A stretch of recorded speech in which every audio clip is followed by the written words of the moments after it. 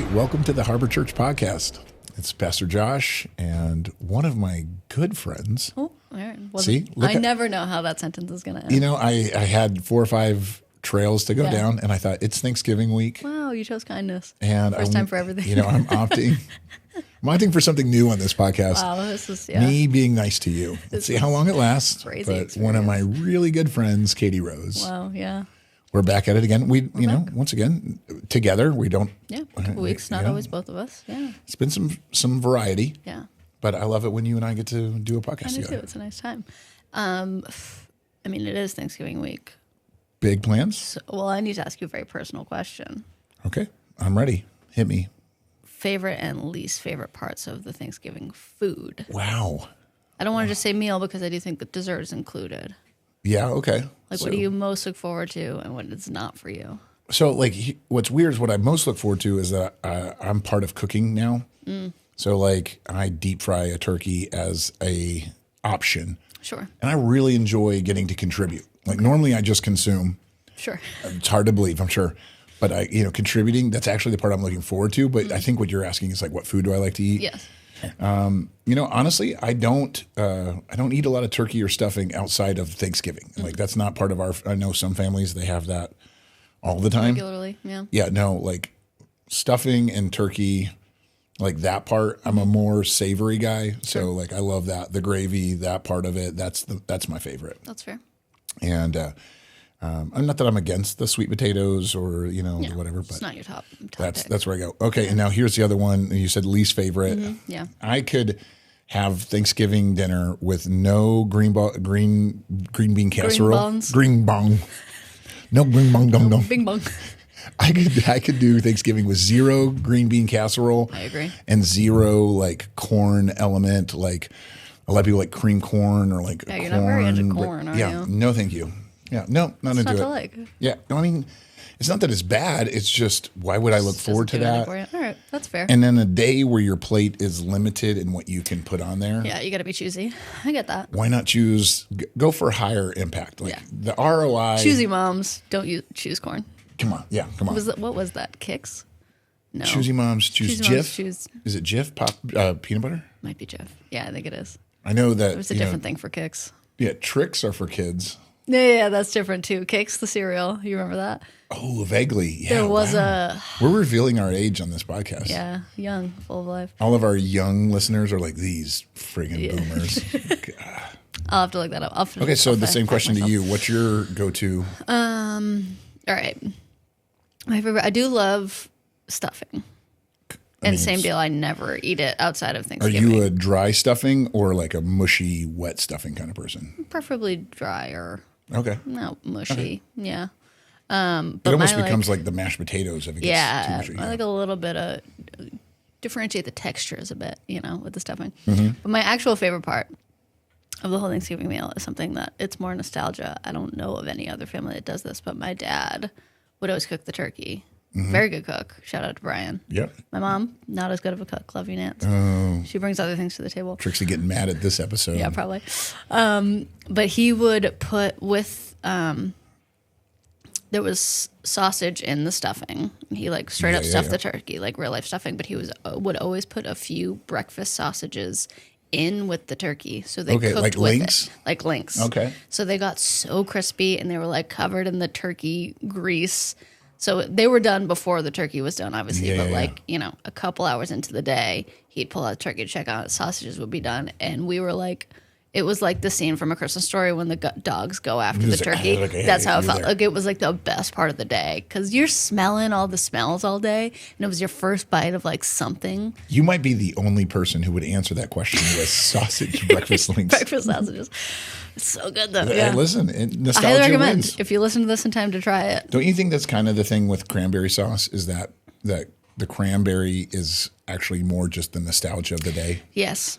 I think some people are like emphasize it and they're like, oh my gosh. I'm like, I think it's just the one time a year you get it. And so it's just this big deal to you. Mm-hmm. Yeah. I also can imagine that we have just ticked off like half of our listeners. Probably. Like, what do you mean you don't like green bean casserole? Yeah. And How do you not like the wet stuffing? Like we're pissing them off left and right now. Which I think is good for all of us. I can't handle this. Yeah, they tuned in expecting to be like, theologically I disagree, but instead they're just like, creepy casserole. Yeah, give me a verse that says that you should have that. Like, let's go. So, as long as we can offend somebody. Yeah, which I think is the main goal of this podcast, right? Yes. Merry Thanksgiving to all of you. We hope you enjoyed today's podcast. Well, on that, we should probably discuss some real things. Not that Thanksgiving food isn't also very important. I actually, now that we were talking about it, I'm kind of thinking I need to go back and do like an online tournament, which I did a couple years ago, and just let people pick. Like, like a what bracket? Is it? Yeah, like rolls or croissants, or mashed potatoes or yams or whatever. Just kind of let them. Like, if anyone chose yams, I bet you some people will. I bet you some people will. That's crazy. We just kind of filter down to what is the best all right. Thanksgiving food. Well, I'll vote if you put it out there. I might do it. I talk a big talk. Keep your eyes peeled. I don't know if I actually do it. Maybe next year. But you did, on this theme, we did get to hear a message this weekend that was at least partially about gratitude, amongst other things. Also very much about generosity, compassion, and availability. It all kind of hinged on or started on this One Day to Feed the World campaign that we're doing as a church now, which I'm really psyched about. And maybe we can give our listeners like the elevator speech version of what that is before we get into it. But why don't you start there? Why don't you tell us what One Day to Feed the World is real quick? So I'm hoping that I can show our church this video. I don't know if I can get it or not, but it actually wasn't created by Convoy of Hope, which is the organization that we're working with. Yeah. They're big into, if you don't know Convoy of Hope, they're big into delivering, food and aid around the world, helping out in crises and emergencies. Great organization. And we're doing One Day to Feed the World through them, with them, partnering with them for their feeding kitchens. But they didn't create it. It's actually a pastor whose heart was broken for kids who were going hungry around the world. And he's like, we need to help, but his church wasn't very big. And so he's saying, hey, what can we do? And he challenged his church, like, what if you just give up 1 day of your income from the whole year? Out of the whole 365 days of the year, what if you took one of those and just gave that amount to feeding kids? And it was such a success, and the church rallied around it so heavily that they said, okay, cool, let's get behind this. Yeah. And then he offered it to Convoy of Hope and said, hey, if you can use this to help other pastors and other churches. And they brought it up to me. They're like, hey, was this something Harbor would want to do? I'm like, yeah, we're always looking for ways to be generous. Like, you and I talk about it a lot. Harbor wants to embody Jesus, the way he treated people. And I was like, man, one of the things Jesus was known for was caring for the sick, the weak, the children. I mean, multiple times he feeds them, and so it's like, okay, why don't we feed some people who are truly starving, not like hungry. Like these are kids around the world that are in desperate emergency need of food. Yeah. So we're just taking a day where all of us equal sacrifice, not equal amount.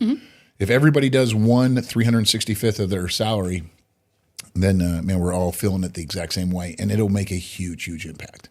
Yeah. So I'm excited. It's something different. We've never done it before. Yeah, I think it's to be cool, and even just getting to see a little bit of what Convoy does and the families that it affects has been really cool. I know I tend to be a little skeptical about such things, because there's a lot of organizations out there that say they're doing good things and don't necessarily follow through, or maybe aren't great stewards, or have some not great intentions. No, you got to be careful. Yeah, so it's cool. You've worked really directly with Convoy of Hope, and we've been able to like really get to see physically what they do. Yeah, we're not just talking pictures either. Like I think some people can you can AI anything. Sure. But we actually showed up in Florida last year, and I saw the Convoy of Hope trucks, the semi trucks come in. Yeah. I unloaded with my own hands the pallets of water and medical aid that they brought. Same thing in North Carolina when we sent a team there. Like they're not just, they don't talk the talk, they walk the walk. And so they're, physically, tangibly there. We just partnered with them 2 weeks ago to send a big plane load of aid down to Jamaica after this hurricane. So like they're the real deal. Yeah. And I love that we get to be a small part of helping other people. Yeah, me too. I'm excited about it. I'm excited for just a chance for our whole church to get behind something like this. A chance for our church to actually do that. I think a lot of churches say they do it or say they love others, but they don't have any practical step. And if we can do it as a big group together, my hope is that you, me, every other individual in the church will also act like that outside of a church campaign. Yeah. Yeah, and that's actually exactly kind of what I wanted to get into first. I think God, I don't know that you could argue with the fact that God calls us to be generous and compassionate. It's all over the Bible in a lot of different ways. Loving our neighbor and taking care of the least of these and all of that. Yeah. I've found it sometimes, it can be overwhelming, I think, because there are so many needs, there's kids starving everywhere, and there's animals being murdered, and there's just no shortage of good causes. I thought you said cannibals. There's cannibals. Doing the murdering and being murdered. That's not really a cause I can get behind. Okay. Animals, but there are save the trees and save the polar bears and save dying children. They're all good things, and I think God wants all of those things. He created all of this. He wants it to be well stewarded and protected. But I can't care about physically, me as a person, I cannot care deeply about every single cause that's out there, which I think can sometimes lead to an apathy of if I can't fix everything, right? What's the point of doing anything at all? If everything's an emergency, then truly nothing is. Yeah. So I guess, how do you, either as an individual or even as a pastor leading this church, or both, how do you discern in what direction to send your compassion and your generosity? It's a great question. And some people aren't going to like this answer. Sure. Because I do think, so I want to start with what you said. Cannibals? No. Well, yes. They're big on my heart. I grew up in a family of cannibals. So no, but in all reality, there are a lot of great causes.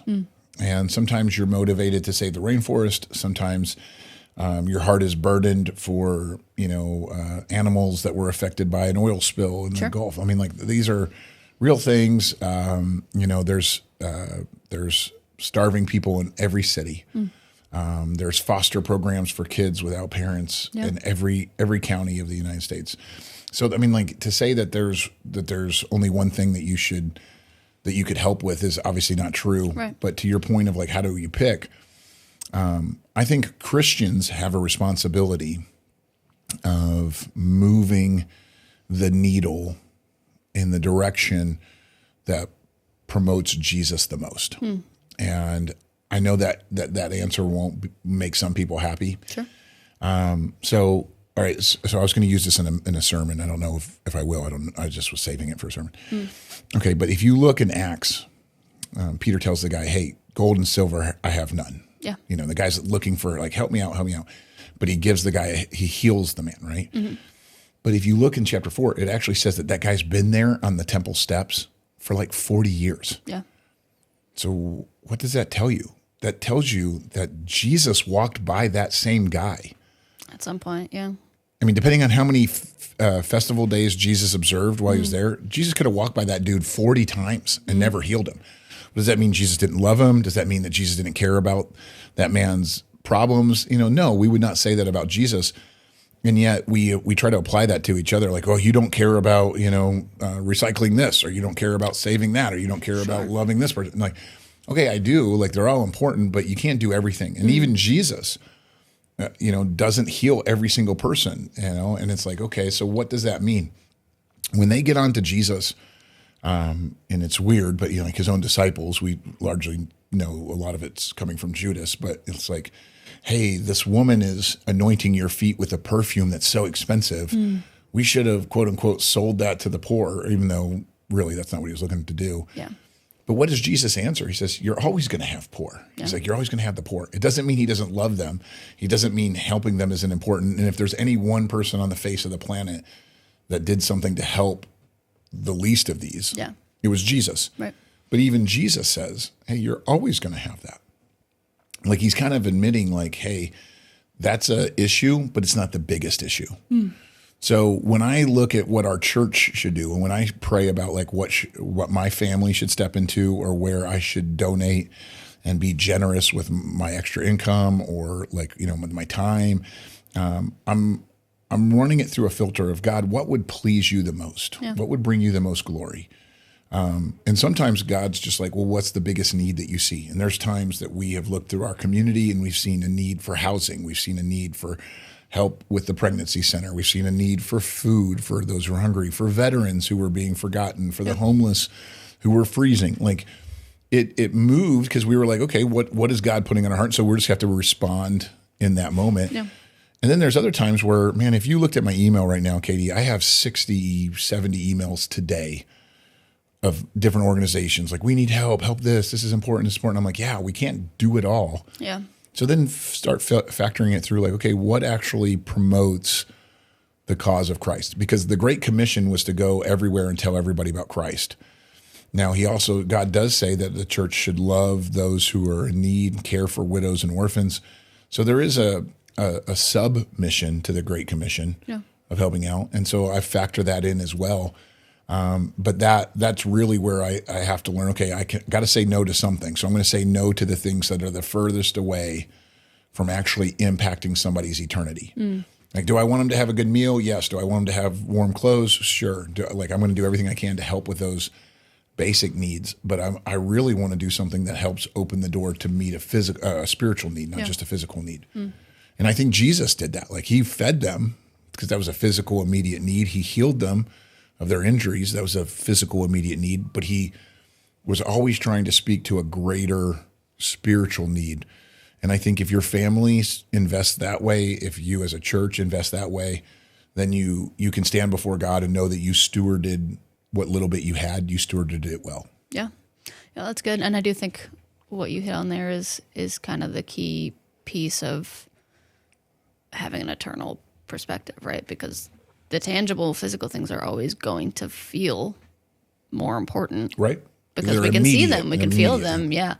And it does require trust in God and separating ourselves a little bit from just what we can experience to know, like, yeah, I want you to be housed and fed and have all those things, and we want to do all we can to help with that. But I really know and believe that eternity is a lot longer than what we have here, and like that is ultimately what I want to invest in. And it may sometimes come at the cost of some immediate physical needs, and we've got to be able to wrestle absolutely. with that a little bit. Well, you've gone on some of the same mission trips I've gone on. Kaylee knows that when I go on one of these mission trips, the part of me, I probably just in the last few minutes came across like this big jerk who doesn't care about things.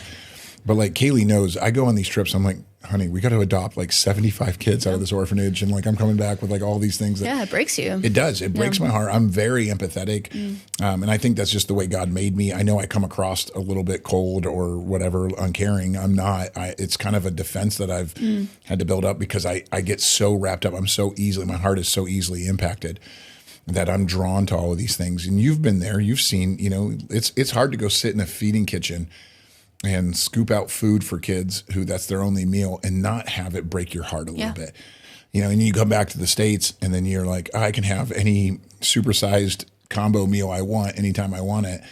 Man, it makes you reevaluate what is important. Everything, and it breaks you. It does. And I think that's, by the way, why we always encourage people to go on mission trips. Like, you should have a couple of those moments in your life. Yeah, where your world just kind of gets rocked a little bit. Yeah, absolutely. But you still have, at the end of the day, we still have a responsibility. What do we do with our time, our talent, our treasure, and our testimony? Yeah. And I can't put it everywhere. Right. And some of it God leaves up to you. So if you're listening to this and you're going, okay, there's a sin answer and there's a perfect answer. No, I think God gives you an opportunity to invest, and He leaves it up to you to operate in wisdom. Yeah. And He's given you a brain, He's given you a heart. And by the way, He might poke your heart, Katie, for something that He doesn't poke my heart about, in which case you're responsible to respond to how He leads you. And you really can't get on me if He doesn't do that to me. And I have to respond to what He leads me to do. And then often, if we both belong to a local church, then what's He leading the church? And that is the weight that I feel as a pastor is like, what do we do as a congregation, a whole flock moving in the same direction? Yeah. And that's actually, I think, one of the cooler things. It could divide us when we care about different things. Yeah. But if we look at it correctly, it's actually really beautiful that you're going to care about something that I just won't. Yeah. And if we're all willing to lean into those different directions, then a lot more will actually get taken care of because we're wired differently. Sure. That's actually a really good thing. If everybody cared about the same cause, then man, a lot of stuff would get neglected. Yeah. And maybe we're friends because you get to open my eyes to something I never would have, and I can do the same thing for you, and I can encourage you, and you can encourage me, and I can go to an organization, I can be a part of a church or hang out with a friend who's passionate about something, and I can learn from that experience, okay, what's that look like for me to take something I'm passionate about and take it to the next level? Share that, yeah, absolutely.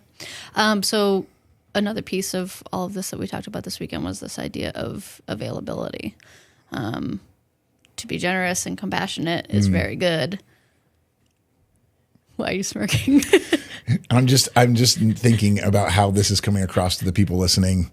They're going, "Oh crap!" Like I was all in. I'll send a check. I'll skip a couple of lines at Dunkin', but my calendar you can't touch. Yeah, like it's almost easier. And as much as people think getting people to donate towards something is a hard thing, I think getting people to show up for something is even harder. Do something, yes, yeah. Because I think our time has become a greater commodity than even our treasure. Yeah, which is saying something for sure. Yeah, I mean, you need to go read the Ruthless Elimination of Hurry. Yes, John I probably Mark need to Comer reread crushed that. I'm probably due for a reread. But yeah, I guess to start there, this idea of you can care as much as you want and give money as much as you want, but if you're not available to God, to go do something, then there's only so much that you will ever get done. You're going to miss out on a lot of what it means to actually be the hands and feet of Jesus. But your point about busyness is exactly where I was going. Like, it is hard to find quote unquote free time these days for everyone. And it doesn't matter if you work, if you're a stay-at-home parent, like everybody is busy in a million different ways. And yet God has stuff that he wants us to do that isn't built into our schedules. So like, where do you begin to cultivate availability in your heart and in your mind and in your calendar if you feel like you're full? Yeah. The protecting margin, that there's room in the peripheral of your life for God to speak and say, hey, stop here.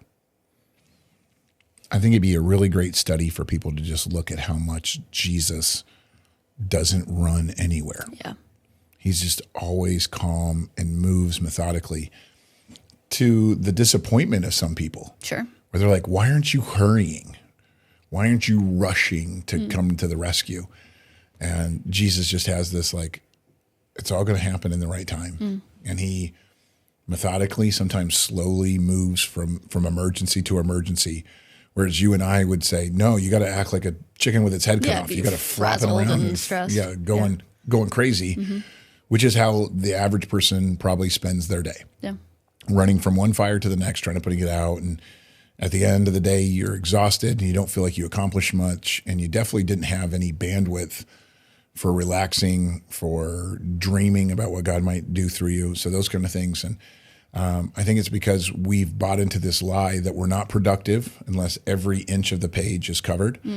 So we have no margin in our lives. Like, and this isn't an anti-cell phone conversation, but our cell phones have convinced us that if there is a second of downtime, something's wrong. We better fill it. Yeah. Like I tried a little experiment sitting in the doctor's office recently. I'm like, I'm just going to sit here and see who I can interact with. And out of every single person in the room, not a single one of them wasn't looking at their phone. Back in the day, you would sit in a waiting room and you would talk to each other. Yeah. Or you would talk to another human being. Maybe read a magazine. Yeah, or read something, right? I mean, God forbid that you actually got an outside perspective that wasn't your own. And now it's just if I have a second, I don't want to look weird. I don't want anybody to think I don't have friends. So I better stare at my screen.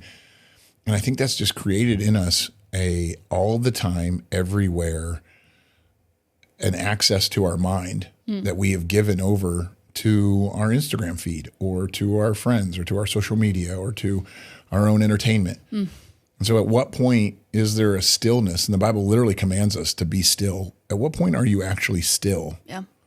And just saying, okay, God, download to me what I need, the peace, the joy, the comfort, the clarity. it's in those moments of availability to God that he's going to lay something on your heart and move you to do something. Well, if I'm never available for a download, then of course I'm stressed. I'm running around. I only have I'm my angry own and confused. Yeah. Yeah. And people pause for a 30-second prayer where they're like, "Dear God, if you love me, you'll make everything better." Right. And then they go right back to their busyness. And God's like, "I'm here the whole time. I'm just waiting for you to take a breath." Yeah. Yeah. So how do you, because you and I function very differently as human beings, which is what a gift. I would say I'm smart and you're not me. Right. That's what I meant too, for sure. But I'm like I tend to approach things kind of systematically. I don't know if that's necessarily how you go about your business most of the time. In some ways, not others. But like, how would you begin to build in stillness? Is it for you, I know this time every day I'm going to pause, or is it more of a fluid? No, so that's a great point. As fly by the seat of my pants as I am in some areas, I cannot trust myself to have those moments. Yeah. So then that's where I have to be intentional. And I think God can poke your heart about opportunities that you may not see. Sure. Like I would always get in my truck and either make a phone call or listen to sports radio or something and fill that time. And then I realized, okay, it may not be the 1 hour that I wanted, but it's 20 minutes. Yeah. It's 20 minutes where I can just not focus on my entertainment or getting more work done. And I can just have a conversation with God. And I can actually drive for 20 minutes and just sit with my own thoughts without them being interrupted. Because sometimes you need to play out something in your mind beyond the initial, this really ticks me off, or this really scares me. Yeah. Actually keep walking that through. And when you talk to God, you're like, well, this scares me because of this. And what if this happens? And then you spend more than 5 seconds in there. You can actually get to the root of what's going on. Yes, you can get to the root of it, you know. So for me, I've had to be a lot more intentional about my road trip times because those are obvious breaks for me. Yeah. And in a lot of them, I don't have anybody in the car with me, so it's like, okay, this is a set Built time. in, yeah. I also know that for my time, you know, and I write a lot of sermons. So if I'm going to write a sermon, I know that my phone has to get away from me, like because I'll hear or sense the vibrations, the notifications. I'm like, ooh, what's going on? Yeah. And it immediately takes me out of, I was in God's word. So if I'm going to go into God's word, if I'm going to spend time in my Bible, which for me was a big deal to stop reading my Bible on my cell phone. Yeah. Because it was just one more access for the distraction. Can't avoid all the other stuff. Yeah. So I got a tangible Bible, and that at those times I turned the phone off. And now my phone links to my wristwatch. So I have to take my watch off and get those away from me so I can just sit with a physical Bible. I love the morning time. I'm not great in the evenings because I feel like I get pretty worn down, and I try to read my Bible in the evening and I fall asleep. Yeah. But for me, if in the morning I can set aside my cell phone and my watch and just spend time in God's word, if I'm ever going to study for, writing a message or whatever, I get away from those distractions the same. Yeah. And then I spend time in my car. I do not look at my phone, or try not to look at my phone as much as possible. Then I've given a lot more access. And when I feel like those are still lacking and I'm still not where I need to be, I'll drive to nature, park my car, get out, leave my phone in my car, and just walk. Now, that might be extreme for some of the people listening, but also I'm very hard-headed, and saying that I'm going to spend time with God and then actually doing it are two very different things. Yeah. So what about you? How do you zone out? How do you create margin and access to be available to God? Yeah.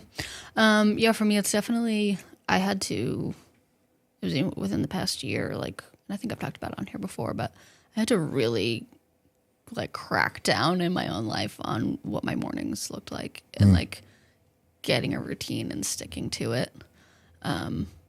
Because I would, you wake up and you're like, oh yeah, I'll find a break this afternoon or tonight before bed or whatever. And it just doesn't ever happen. If I don't start my day being quiet, reading my Bible, praying, it just won't happen. And that's a reality for me. Maybe some of our listeners are better than me at that, but I had to do it.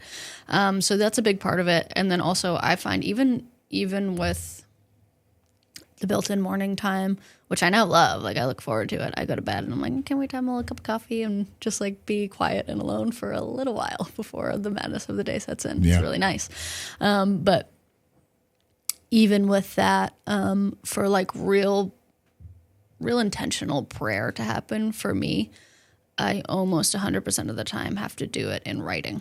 Okay. Because I just, great point. Yeah. Like, whether it's completely quiet or I have like white noise or instrumental worship or whatever, like my brain just cannot focus as well. And I don't think God's mad at me if halfway through my prayer I drift and I come back. He knows how we're made. Like, I don't think he's mad, but like, I don't like that. I want to be focused on God when I'm talking to God. And I want to do everything I can to keep myself from drifting. And I've found that if I am literally physically pen to paper writing, I just don't get distracted in the way that I used to. I think there's something to the mechanics of it and like using your body and your mind at the same time. Yeah. That's just physiologically built in. But also I find myself writing things and like spilling out thoughts to God that would never come out if I were just talking or thinking in my brain. There's just like a different thing that happens there with the brain hand connection that like I'm just more honest and I'm more vulnerable. I don't know if that's true for everyone, but it's definitely true for me. I was enjoying the made up sign language you were just giving. You like that? Yes. You knew what I'm doing. I knew what you were doing. Yeah. For those that just brain pen for our listeners. Yes, for the brain pen. For the people who are not watching the video and just listening to this, they are missing out. They are. Because you are doing some great work there. Thank you. You're sporting a great promo for our friends' coffee shop. Good represent. Blue Coffee. Blue special edition sweatshirt. Can't get this just anywhere. I look like a UPS driver because I wore brown on brown. You did go monotone today. Do you want to talk about that choice or no? You know, I honestly was thinking harvest, Thanksgiving week. I thought brown was really appropriate. Yeah. I wasn't thinking brown on brown makes me UPS. I was trying to be, I don't know, just up with the week that I felt. Sure, yeah. You know, they're all decorating for Christmas right now, so I wanted to hang on to fall just a little bit. Just for a moment, yeah. You know, so I just feel bad for the people who only listen to this on the podcast and don't. They're missing some of the magic for sure. Yes, you and I are magic. That's exactly what they should be hearing. And, check out the video. It's so much better. That's not true. But what you said about writing, I find sometimes that in my mind, my prayers get jumbled because I start to drift trying to solve a problem. I'll start praying to God about a problem. And then my mind will drift from praying to him to like solving it or like walking through it. And then all of a sudden, 20 minutes later, I'm not talking to God. I'm doing something else in my mind. So I don't write it out, but I have written out prayers. I think it's a great idea. Sometimes I'll just start talking out loud. Yeah. Because I can think 1,000 different ways, but I can only say one stream at a time. So I think for anybody finding that way to come back. But, even in the message, just talking about being available, what you and I have described has been a lot of our prayer time and just like being mentally there. What I think is equally as important is being available physically to do something. So one of the things I had to do is I had to start putting into my schedule, my planner. I had to plan in availability for God to use me in whatever way he wanted. Like I had to set an appointment. And I'm not going to tell people when that is, but every week I set it, I block out different hours of time where I'm like, I want this to not be an exact person, but I want to be available that if God's like, hey, go visit that person, go to their house, or hey, go, get on the phone and call this person, encourage them, that I can actually be available to do that. Yeah. Now I have a different circumstance than some of the people listening, but like, I bet you if you said like, hey, every Wednesday evening from 6 o'clock to 7 o'clock, I have a standing appointment to be the hands and feet of Jesus. He'll find a way for you to fill that time. Yeah, that's cool. And maybe you drive, across town and visit somebody. Maybe you walk next door and talk to your neighbor. Maybe you sit down at your table and you write out 3 or 4 cards telling somebody you think about them. But that availability, you don't currently have that. Like if God was like, hey, send a note to a friend, you're like, yeah, I'll do that. It'll never happen. It'll never happen. Yeah. But what if the same way you have appointments to go see the doctor or to hang out with somebody or to do whatever, What if you had an appointment on the calendar for Monday mornings, at 10 o'clock or whatever day time, and you actually protected it, put it in your phone and like protect it. Like, no, I'm not going to do anything during that time. That time is where I'm available to God. And then, granted, I want to be available to God anytime. Sure. Because my goal would be if God interrupts my day, I want to say yes. But I also know that like it's hard for me to even have that. They're like, yeah, I want to be an encouragement to somebody, but when am I going to do that today? I have another person coming to my office. As soon as this person leaves, is another person. Yeah. And if you stack up your day like my day often stacks up, you have the perfect excuse for why you're not available. Yeah, even with the best of intentions. And it's not an actual valid excuse. It's just an excuse. Yeah, that's good. And I even think the interruptibility is another piece of that, like beyond, I don't know, I felt convicted often in the past of beyond scheduling and availability for God, just allowing room in my mind and heart to be interrupted. And sometimes that is, by God, and sometimes that's by people that God loves. And I need to be okay with like, maybe this isn't how I planned my day going. And I can choose to be frustrated by that, or I can choose to act the way Jesus did, who was never frazzled or annoyed. And he was just like, I see your need. We're struggling with the word frazzled. Frazzled. He was never any of those things. He was not any of those real or fake words. Frazzled. Yes, frizzled, frazzled. And that's not to even say that he made time for absolutely everybody, because, there are people that came up to him with questions and he was like, I don't really need to answer that right now, and moved on. And he had, the benefit of being God and knowing when and where to say yes and no. But I think we have access to that same Holy Spirit and can find the discernment for what gets top priority and what doesn't. Yes, and even if it doesn't align with how I imagined the priorities should go, to allow for the fact that, hey, maybe this person needs me and that thing that I had on my to-do list can wait. Yeah, you're absolutely right. I think there's quite a few people probably listening to this podcast right now going like, oh no, like God's got access to my life whenever he wants it. Well, I bet he doesn't, because I bet you think you're available. And when the Holy Spirit has in the past been like, hey, why don't you go sit over there with that person? Why don't you open up and ask that person how their day is going? Why don't you stop here? Why don't you take an extra second checking out your groceries and just talk to this person bagging? And what I do is go, oh, no, that's not real. That's not something I should do. That's just my head. No. And you come up with 1,000 reasons to not be available, to not say yes. And I think if we learn to lean in more, and one of the ways we can lean in more is by taking away the excuse that we don't have time. If we learn to lean in more, God would use us to bless so many more people. The amount of times that I've heard back from somebody who was just genuinely blessed because I took the time to talk to them, hear their story, encourage them, which is not me. I'm not innately anything good or better than anybody else. It was just nobody else saw them that day. And I think that's one of the biggest things with our society. It's huge. People don't feel seen. For you to stop and look somebody in the eyes and go like, hey, how are you doing? And actually what's care. Going on? Yeah, like, oh, tell me about that. Like, where's that at? People, that's like a breath of fresh air. They're like, oh my gosh, somebody sees me. Somebody cares about what's going on. And if you can remember that person 2 days later and say, hey, I'm still praying about that. Or, hey, how'd that test go? How's your mom doing? Like, whatever. You remember what they were worried about or what they were dealing with. That to them, that'll bless them way more than if you bought them a sandwich. Like it is just a great way to show love. Yeah, it's so good. The final thing I wanted to touch on just quickly, it's too big of a topic to really cover fully, but we took communion this weekend during our services, which is something we usually do at a rooted night, separate from our normal weekend services. So I thought it was really cool. I thought it was special to get to do it all together. But just by nature of it, there was a little less time to talk about communion and really get into it. So for those of you that come from a religious background that don't call it communion, yes, it's also called the Lord's Supper. Sure.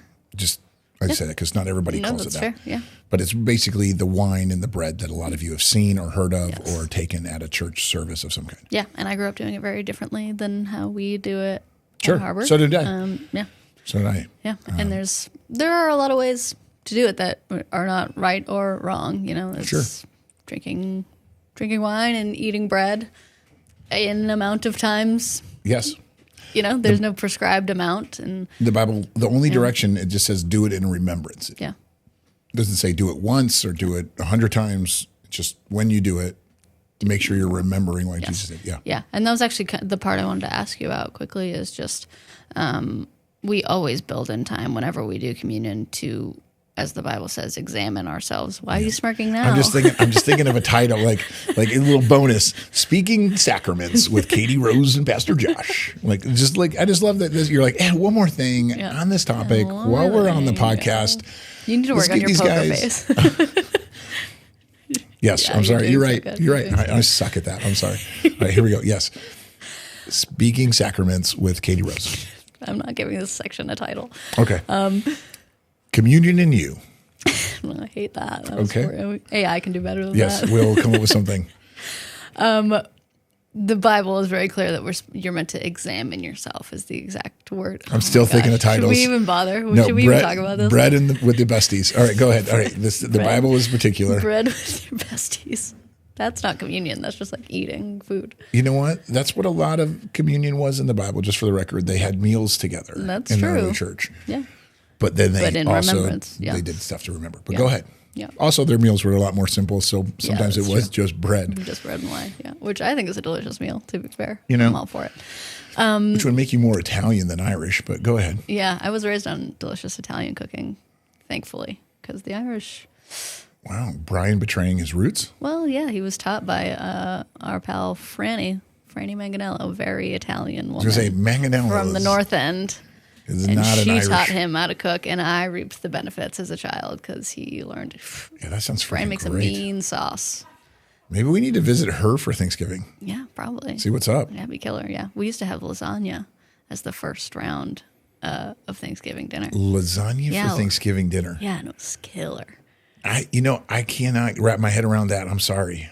I don't know. Don't knock it till you try it. I mean, I get lasagna. Yeah. It's just, I've never had it associated. Just wetting the palate a little bit, The pilgrims are rolling over in their grave right now hearing you talk about Whatever. this. They didn't eat half of what we eat anyway. That's true. We were talking about communion. Let's go to communion because there's somebody on the listening on the podcast going, I have so many communion questions. And they're not taking it serious. They're not taking it serious. We're supposed to examine ourselves, which is serious. Yep. 1 Corinthians 11, Paul commends the church. Yeah. So why does that matter? And why does that set it apart? Because like you said, I eat bread all the time and maybe I drink wine sometimes. That's none of your business. But but like what does set it apart from, because the Bible doesn't say you have to have a special wafer or, it's not meant to look any certain way. Sure. What happens there in the examining yourself process that makes it different and makes it a sacrament, makes it holy? So something that the audience should hear, communion and baptism is done through the local church. Mm-hmm. It's not just something you do wherever. Like you and I can go out to the beach and, throw each other around and splash each other. That's not baptism. And you and I can go out and have dinner and eat bread and drink wine or whatever, and that's not communion. Right. It's something that the local church does, a group of believers that have gathered together in the name of Christ. Mm. So it's through the local church. Both, you can't get baptized without the local church. You can't get communion without it. But you can have great interactions with your friends. Sure. The communion piece is the other half of what God did to keep the church holy. Mm. So you have baptism, which identifies the church, says who we are. Then you have communion, which commemorates how we're supposed to be. Mm. So baptism identifies who's in the church. Communion keeps us healthy within the church because communion keeps drawing us back to the God who would die for us. Yeah. So when Paul says you have to examine your heart to keep this holy, to make sure that you're not sinning against God, eating and drinking this bread, he says you'll actually drink judgment upon yourself if you do it flippantly. Yeah.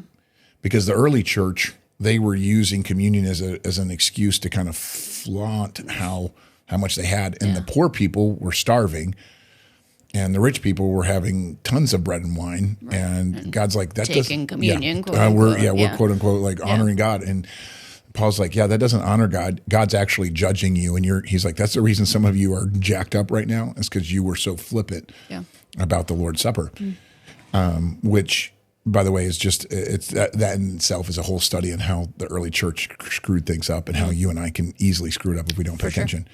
So the thing that we need to learn from examining our hearts to keep this special is, am I truly remembering the Son of God who went to a cross and died on my place?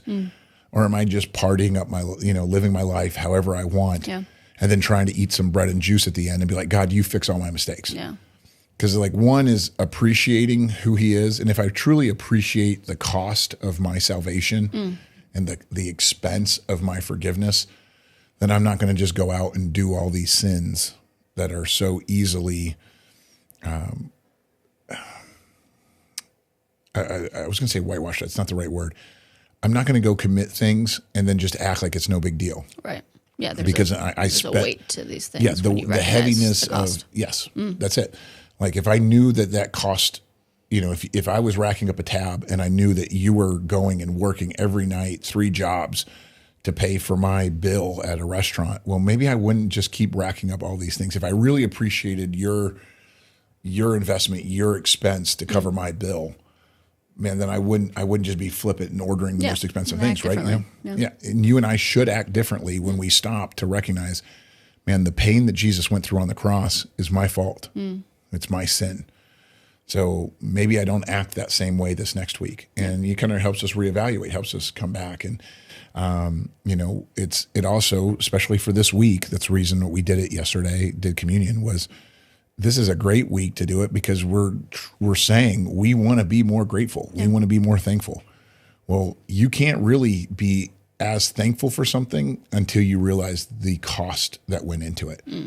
You can hand me something, but if I think it's free or cheap or easy, then I'm like, oh, cool, thanks. Cool, yeah.